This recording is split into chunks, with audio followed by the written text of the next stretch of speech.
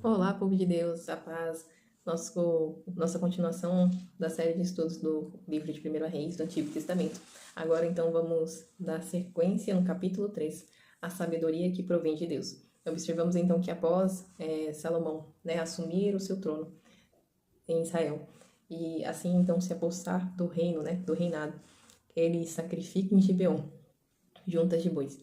E aqui o Senhor então se agrada do sacrifício voluntário e do espírito correto, de modo que ele não iniciou um reinado buscando riquezas, mas sim diante de uma palavra, de uma promessa que havia recebido, e agora ele estava então contemplando a concretização de tudo aquilo qual antes era apenas um projeto, que estava no coração de seu pai Davi, e diante de uma palavra, diante do Senhor.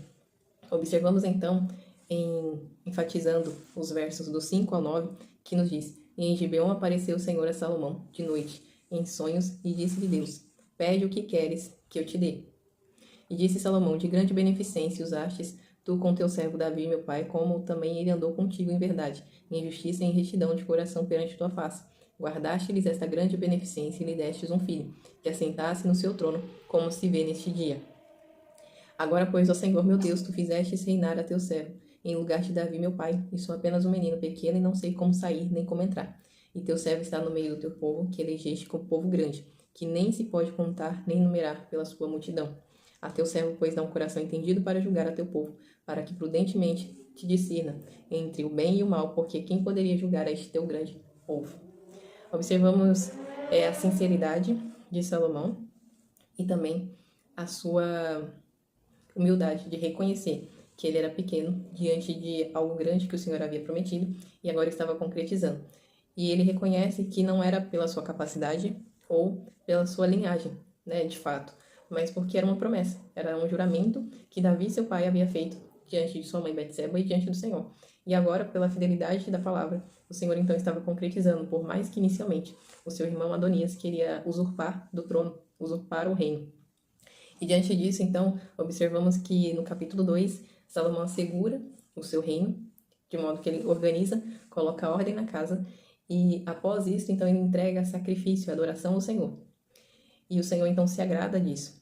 O Senhor reconhece o sacrifício, reconhece a entrega de Salomão, de modo que agora ele aparece em sonho e pergunta: O que queres que eu te dê?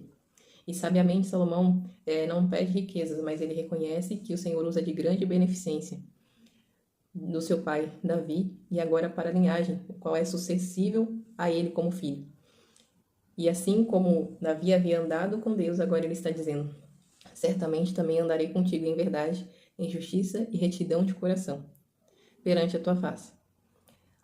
E ele estava reconhecendo que o assentar ao trono não provinha da sua força ou capacidade humana, ou intelecto, mas sim da beneficência, da bondade e misericórdia de um Deus que resolveu fazer e agora estava fazendo, independente se o povo de Israel o aceitava ou não como rei, porque o levantar é de Deus, o abater também. Só que nós vemos que neste contexto o Senhor estava honrando Salomão diante do povo de Israel, por mais que este fosse um grande e numeroso povo, bem como o próprio Salomão destaca. E ele reconhecendo então a sua pequenez, como um homem fraco e falho, e a grandeza de tudo aquilo qual o Senhor estava concretizando naquele momento, naquele tempo, o qual era oportuno e aceitável, assim o Senhor fazer. Observamos que Salomão eleito e escolhido por Deus e não pelos homens. E conforme então a promessa, diferente de Adonias, que é escolhido pelo povo, pelos homens, e é abatido por si mesmo, devido à sua prepotência e arrogância, à sua soberba, de querer agir em seu tempo, de se auto-intitular, sem que ninguém o havia titulado.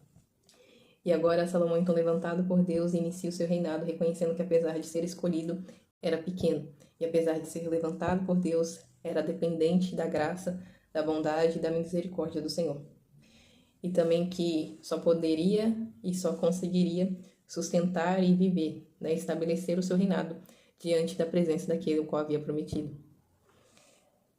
O cumprimento só traria a existência a revelação da sua palavra.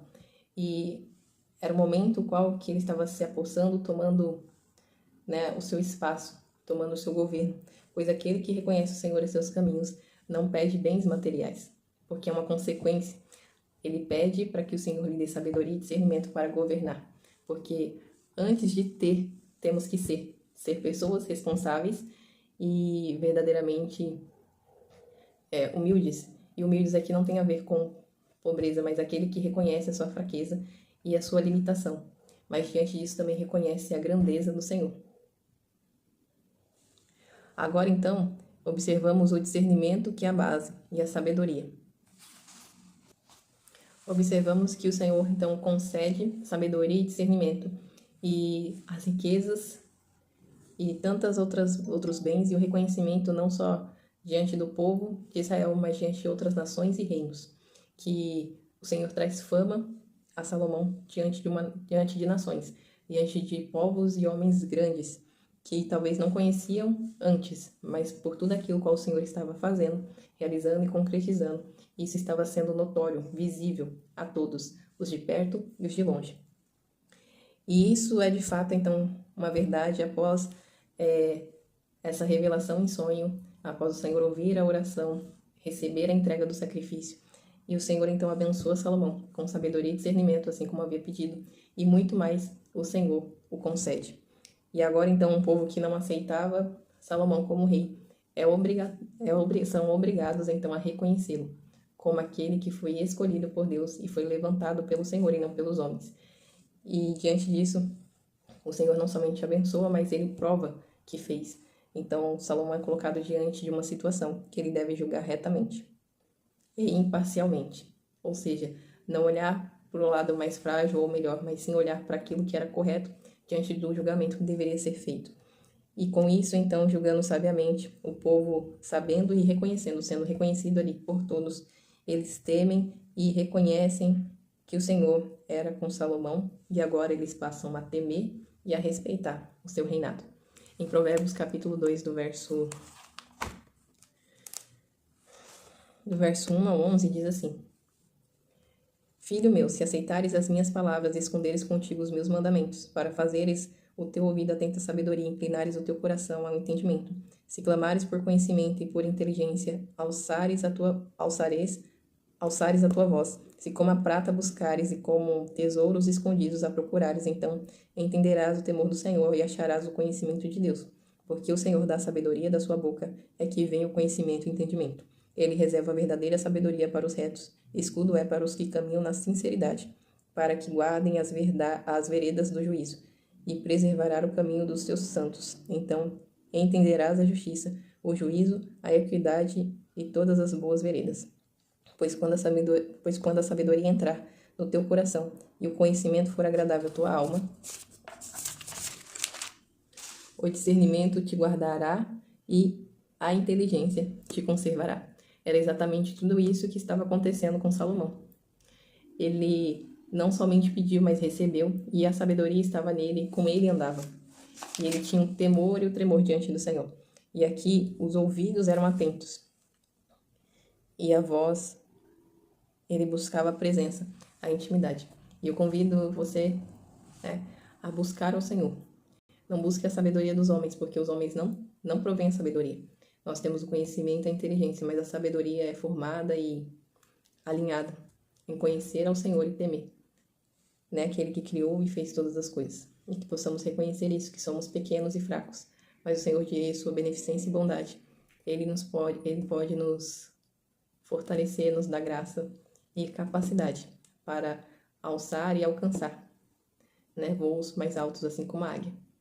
Que você possa refletir nesta mensagem e que o Senhor seja a sua busca diária, o pão que alimenta a sua fome e a água que sacia a sua sede. Que Deus te abençoe.